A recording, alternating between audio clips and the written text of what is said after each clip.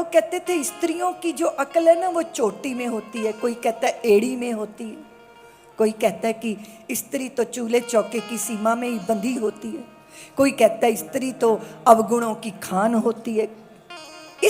इस तरह की विचित्र विचित्र बातों में भारत की देवियों को आत्मग्लानि में धकेला गया, आत्मग्लानि में। और जिस स्त्री को अपने अस्तित्व पर मान ना हो, है ना, वो स्त्री स्वाभिमानी संतानों को क्या जन्म दे सकती है? नहीं दे सकती।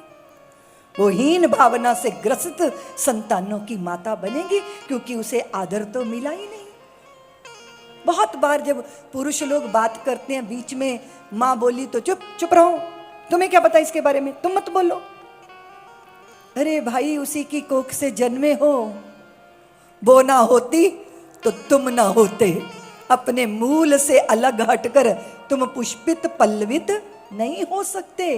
माता पिता को शब्दों से अपमानित करना ये हमारी संस्कृति कभी रही नहीं है, लेकिन हम पे लोगों का प्रभाव रहा, उसका ये दुष्परिणाम आया। और उस दुष्परिणाम की वजह से हुआ क्या कि माताएं अपने प्रति हीन भावना से भर गई। और जब आप अपने प्रति हीन भावना रखेंगे तो आप पुरुष की कार्बन कॉपी बनने की चेष्टा करेंगे। ऐसा ही हुआ ना। पुरुष की कार्बन कॉपी बनना तो कोई बड़ी बात नहीं है, किसी की कार्बन कॉपी बनना। पर कार्बन कॉपी बनने की कोशिश क्यों है? क्योंकि अपने अस्तित्व के प्रति गौरव नहीं है। ऐसे वातावरण का निर्माण हुआ और उसी भावना में से बेटियां कोख में मारी जाने लगी। कचरे पेटियों में कन्या भ्रूणों को जो है कोख से नोच नोच कर फेंका जाने लगा। और इसमें स्त्रियों की ज्यादा भूमिका रही। स्त्री को स्त्री ने अपमानित किया, स्त्री को स्त्री ने ही धरती पे आने से रोका। शायद पुरुषों को इतना ज्यादा ख्याल हो या ना हो, जन्म के साथ ही पूछा जाता है क्या हुआ, संतान आई है, पुत्री हो या पुत्र, मातृत्व खिला है, इससे बड़ा और सौभाग्य भला कैसे हो सकता है। मैंने ऐसी कन्या भ्रूणों के रुदन सुने। मैंने पूछा तुम कौन हो? उसने कहा दीदी माँ कन्या भ्रूण हूं। माँ ने कोख से नोच के कचरे की पेटी में फेंक दिया। माँ जन्म देती तो मैं भी लता बनकर संगीत की दुनिया में छा जाती, कल्पना बनकर अंतरिक्ष में समा जाती। अगर मेरी माँ मुझे जन्म देती तो मैं देशद्रोहियों के सीने पर पैर रखकर माँ भारती की आरती उतार लेती। मेरी माँ मुझे जन्म देती तो मातृभूमि के कण कण की सेवा का मुझे अवसर मिल जाता। तुम कुछ करोगी दीदी माँ? मैंने कहा हाँ करूंगी, घर घर जाऊंगी, अलख जगाऊंगी, भारत की स्त्री को उसके होने की महिमा बताऊंगी। दुनिया कहती है कि क्यों ऋतंभरा, ग्रंथ तो पुरुषों ने रचे हैं, स्त्री ने तो कुछ नहीं रचा। तो मैं कहती हूं कि उन सदग्रंथों को रचने वालों की रचना मां कर देती है। इससे बड़ी रचना और क्या हो सकती है? अगर धरती पर ईश्वर को भी आना होता है ना, तो किसी ना किसी मां की कोख का आश्रय लेना होता है। लोग कहते हैं कि पाप बढ़ेगा तब भगवान आएंगे। पाप में इतनी ताकत नहीं है कि वो भगवान को आकर्षित करे। ईश्वर को आने के लिए तो कौशल्या और दशरथ जैसे माता पिता चाहिए, देवकी और वसुदेव जैसे माता पिता चाहिए, अंजनी जैसी किसी माता की कोख चाहिए, तब आंजने आएंगे ना। कितनी पवित्रता, कितनी सदास्यता, कितना मान सम्मान, अपने अस्तित्व का आदर। और ये तो हमारे धर्म ग्रंथ कहते हैं देवियों। इसलिए जब लोग कहते हैं कि दीदी माँ यहाँ तो परिचय किसका कैसा होता है। हमने कहा मेरे भारत की पुत्रियों, बेटियों, महिलाओं का परिचय उनकी संतानों से होता है। जब उनकी संतानें शूरवीर, संत, महापुरुष, महानता की श्रेणी में आती, वो कैसे पुकारा जाता है। लक्ष्मण को सौमित्र कह के पुकारा जाता है। अंजनी के नाम से हनुमंत लाल को आंजने कहा जाता है। जब व्याकुल होकर कुंती ने कहा कर्ण तू मेरा पुत्र है, तो कर्ण ने कहा मां मुझे जन्म दे के मुंह छुपा लिया, मुझे त्याग दिया, मैं कौंते नहीं कहलाऊंगा मां, मैं राधे कहलाऊंगा।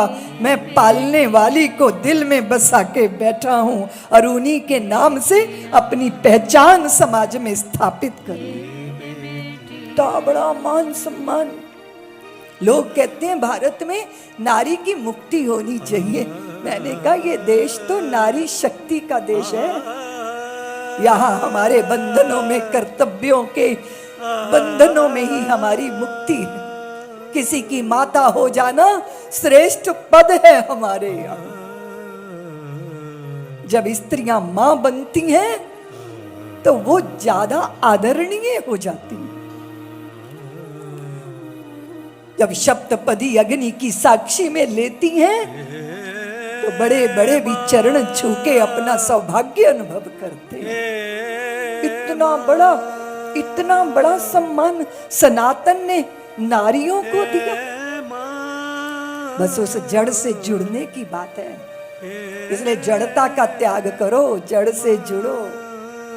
जान प्रिया आदर अति कीना, बाम भाग आसन हर दीना। और वो क्या प्रस्ताव रखती हैं कि ये मुस्कुरा रहे हैं, ये आनंद में है, प्रसन्न है। और उस प्रसन्नता के अवसर पर साधारण स्त्रियां कुछ वस्तु की डिमांड करती हैं, पर भगवती पार्वती कहती हैं प्रभु मैं श्री राम की कथा आपके मुख से सुनना चाहती हूँ। आपने कहा था प्रभु श्री राम वो ईश्वर है, मैं संशय नहीं करती हूँ, पर मुझे स्पष्टता चाहिए, मुझे राम कथा सुनाइए। भगवान ने जब ये सुना कि पार्वती कहती है मुझे राम कथा सुनाइए, तो भगवान पुलकित हो गए, आनंदित हो गए, रोमावली उनकी अश्रुपात होने लगे। अवसर मिल गया प्रिय के चिंतन का, प्रिय की कथा का, आराध्य की चर्चा होगी। दोनों पति पत्नी के बीच में राम कथा की मंदाकिनी बहेगी। और उन्होंने पार्वती की श्रद्धा की दृढ़ता को देखा और फिर कहा धन्य धन्य गिरिराज कुमारी, तुम समान नहीं कोई हितकारी। धन्य धन्य गिरिराज कुमारी, तुम समान नहीं कोई हितकारी।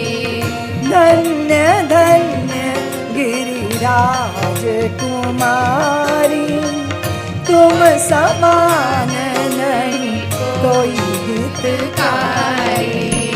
धन्य धन्य गिरिराज कुमारी, तुम समान नहीं कोई हितकारी।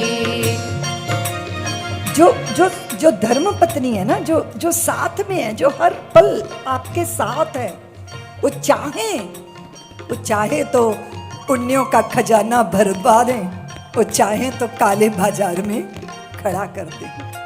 पति को दिशा देती हैं। कौन? बहुत बहुत डिमांड है ना, तो कभी कभी शुचि अशुचि को पथ पर भी चलना पड़ता है। लेकिन हितकारी कौन? जो राम से जोड़ दे, राम की कथा करा ले, प्रस्ताव रखे, चलो ना कथा करने, चलो ना कथा सुनने, चलो तीर्थ यात्रा करने चलते, चलो महाकाल भगवान का दर्शन करने चलते हैं, चलिए ना नर्मदा जी में डुबकी लगा कर आएंगे, बहुत दिन हो गए हर सिद्धि मैया का दर्शन नहीं किया, चलिए ना। तीर्थ की प्रेरणा देने वाली, पुण्यों का खजाना भरवाने वाली कौन है देवियों? दुनिया भर के पाप पुरुष आपके बिना कर सकते हैं, पर जब भी कोई पुण्य करना होगा तो आपका साथ होना बहुत जरूरी है। और इसका अधिकार किसी सामान्य व्यक्ति को तो क्या मिलेगा, साक्षात श्री राम को प्राप्त नहीं हुआ था। यज्ञ करना चाहते हो श्री राम, तो फिर जानकी कहाँ है? स्वर्ण की प्रतिमा वाम भाग में स्थापित की गई थी, तब यज्ञ करने का अधिकार मिला था। इसलिए संसार का कोई भी अनुष्ठान बिना धर्म पत्नी के कोई पुरुष कर नहीं सकता। इतना बड़ा श्रेष्ठ मान और सम्मान भारत की देवियों को प्राप्त है। और यहाँ श्री राम कथा का प्रसंग आया, पुलकित हृदय हो गया। भगवान श्री राम ने स्वयं कहा था कि मेरी कथा का प्रताप है ये क्या, मम गुण गावत पुलक शरीरा, गद गद कंठ नयन बहिनीरा। मन गुण गावत पुलक शरीरा, गद गद किना नयन बहिनीरा।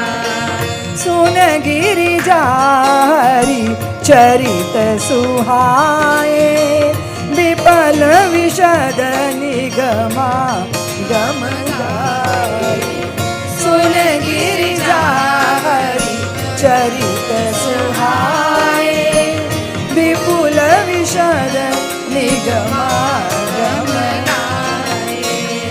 जिन हरि कथा सुनी नैकारा, श्रवण रंग हरि भवन समाना।